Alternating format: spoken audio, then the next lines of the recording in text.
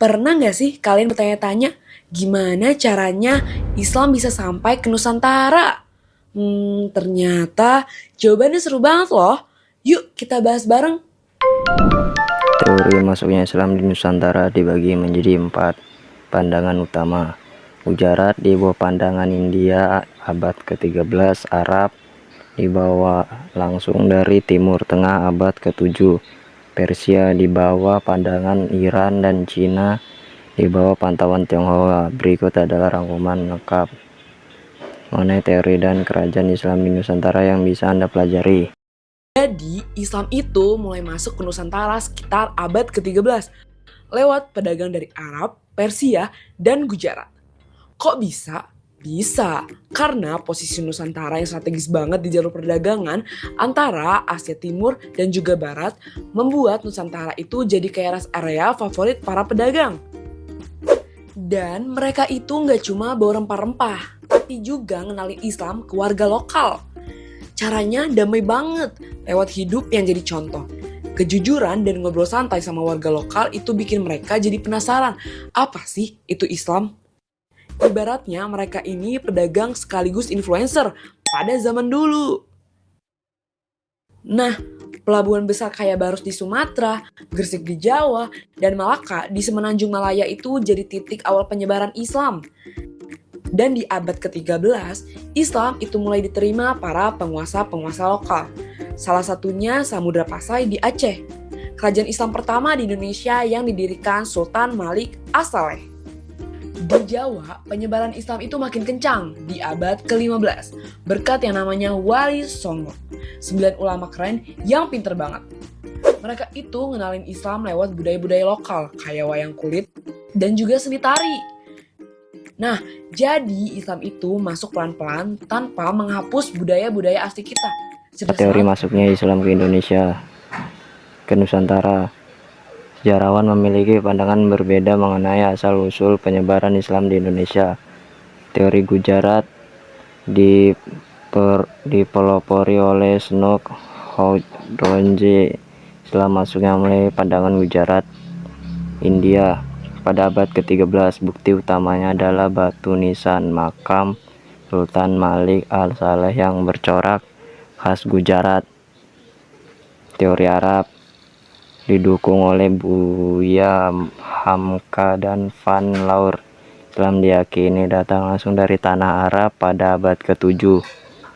Buktinya adalah adanya perkampungan Islam di pesisir barat Sumatera sejak tahun 674 Masehi. Teori Persia dipelopori oleh Hoesei dijajah di Ningrat. Islam dibawa oleh kaum Syiah dari Persia pada abad ke-13.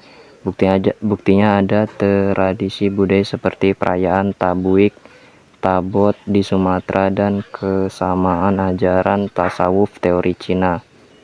Didukung oleh Slamet Mujana, Islam dibawa oleh perantau Muslim Cina yang berlayar di Nusantara. Buktinya adalah banyaknya pendakwah keturunan Tionghoa seperti Laksamana Cheng Ho yang menyebarkan Islam di Pulau Jawa. Kerajaan Islam utama di Nusantara. Perkembangan kerajaan Islam di Nusantara terjadi melalui jalur perdagangan, pernikahan, pendidikan, pesantren, dan akulturasi budaya oleh para wali songo. 1. Wilayah Sumatera. Samudra Pasai terletak di Aceh Utara. Ini adalah kerajaan Islam pertama di Indonesia yang berdiri pada abad ke-13, didirikan oleh Sultan Malik Al-Saleh. Sultanan Aceh Darussalam didirikan oleh Sultan Ali Muhayyad Shah pada abad ke-16. Aceh mencapai puncak kejayaannya pada masa Sultan Iskandar Muda, menjadi pusat perdagangan dan ilmu pengetahuan Islam. 2. Wilayah Jawa. Kesultanan Demak. Kerajaan Islam pertama di Pulau Jawa didirikan oleh Raden Patah pada akhir abad ke-15. Pusat penyebaran agama Islam di Jawa dilakukan oleh Wali Songo. Kesultanan Mataram. Islam didirikan pada abad ke-16 didirikan oleh Sutawijaya. Penambahan Senopati terkenal dengan perpaduan kebudayaan Islam dan tradisi kejawen serta perjuangan melawan VOC. Kesultanan Banten didirikan oleh Sunan Gunung Jati pada abad ke-16, menjadi pusat perdagangan maritim yang sangat kuat dan berhasil menguasai jalur rempah dan Selat Sunda. Wilayah Sulawesi, Kesultanan Goa Talo Makassar, kerajaan Islam terbesar di Sulawesi Selatan yang berpusat di Makassar, terkenal dengan pelabuhan yang strategis dan tokoh seperti Sultan Hasanuddin yang gigih menentang monopoli Belanda. Wilayah Maluku, Kesultanan Ternate dan Tidore, dua kerajaan kembar yang sangat berpengaruh di Kepulauan Maluku.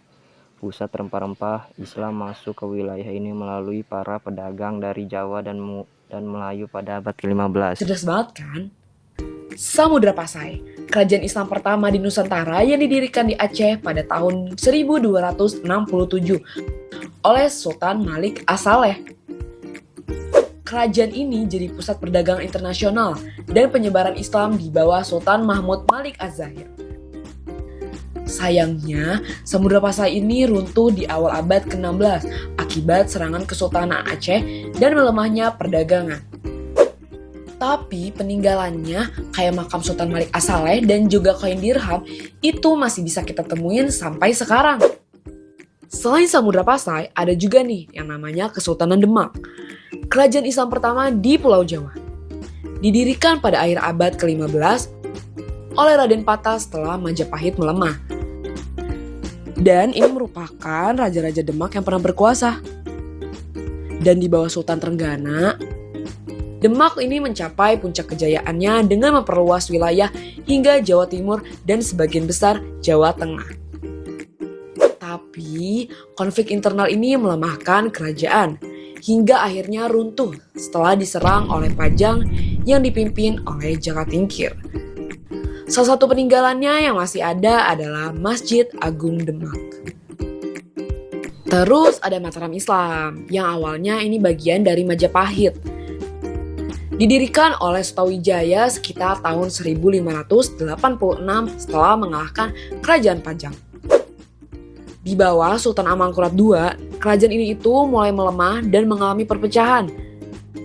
Dan salah satu peninggalannya yang masih ada adalah Masjid Agung Kota Gede. Dan selanjutnya ada Kesultanan Ternate, berdiri di Maluku pada abad ke-13 oleh Bab Masyur Malamo. Awalnya terpengaruh agama Hindu-Buddha melalui perdagangan dengan Jawa. Setelah Islam menjadi agama resmi, Sultan Zainal Abidin itu menjadi sultan yang pertama. Dan sementara Sultan Babulo itu dikenal karena keberhasilannya mengusir Portugis pada 1575. Nah, kekuasaan Ternate ini mulai melemah akibat persaingan dagang dan tekanan dari kolonial Belanda. Namun, peninggalannya yang masih ada itu meliputi Benteng Kalamata dan juga Istana Sultan Ternate. Dan selanjutnya ada Kesultanan Tidore, berdiri pada tahun 1486. Dengan Muhammad Makil sebagai raja pertama setelah Islam masuk melalui jalur perdagangan. Dan di bawah Sultan Nuku, Tidore itu berhasil mencapai kejayaan dengan menyatukan Ternate dan Tidore serta mengusir Portugis dari Maluku. Nah, tapi kekuasaan Tidore itu melemah akibat tekanan dari kolonial Belanda. Namun, peninggalannya yang masih ada itu meliputi Benteng Tore Tahula dan Istana Kadatokie. Dan selanjutnya ada Kesultanan Banten. Didirikan oleh Maulana Hasanuddin itu sekitar tahun 1552. Banten ini awalnya merupakan bagian dari kerajaan Pajajaran.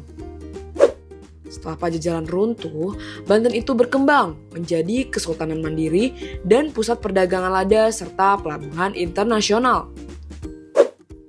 Sultan Ageng Tirtayasa itu menjadi tokoh penting dalam melawan VOC. Namun, konflik internal yang dimanfaatkan Belanda itu melemahkan kerajaan. Nah, pada abad ke-19, Banten itu jatuh di bawah kekuasaan kolonial Belanda.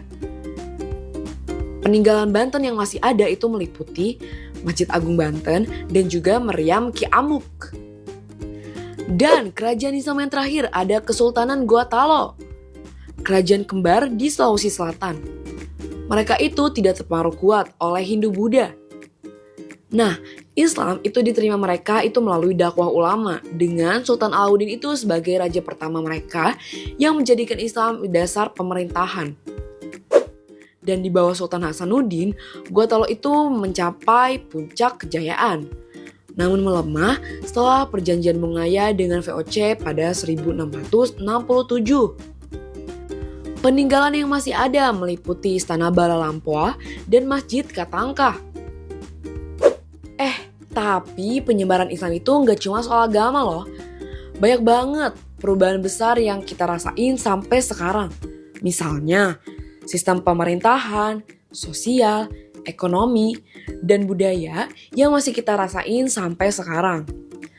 Contohnya, Kesultanan Yogyakarta yang jadi daerah istimewa dan hukum Islam yang diterapin buat beberapa hal, kayak pernikahan dan juga zakat. Nah, pada masa Islam juga itu masyarakat dibagi-bagi menjadi beberapa lapisan, kayak bangsawan, ulama, pedagang, dan juga rakyat biasa. Nah, tapi yang keren, nilai-nilai Islam itu ngenalin konsep kesetaraan, di mana semua orang itu dianggap sama di hadapan Tuhan. Dahulu itu ulama itu menjadi tokoh panutan buat masyarakat pada saat itu. Dan bisa dilihat sampai sekarang, tokoh ulama masih dihormati. Dan nilai-nilai kesetaraan dalam Islam itu tetap jadi dasar kehidupan sosial di Indonesia. Nah, selain itu, sistem ekonomi Islam kayak zakat, wakaf, sama sedekah itu mulai diterapin buat mendukung kesejahteraan sosial. Bahkan beberapa kerajaan itu bikin mata uangnya sendiri.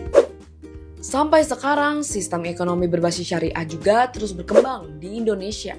Misalkan, lewat bank syariah dan pengelolaan zakat yang udah dikelola secara modern. Contoh lagi, seni kaligrafi, musik Islami, dan tradisi kayak perayaan Maulid Nabi itu jadi bukti asimilasi untuk budaya ini.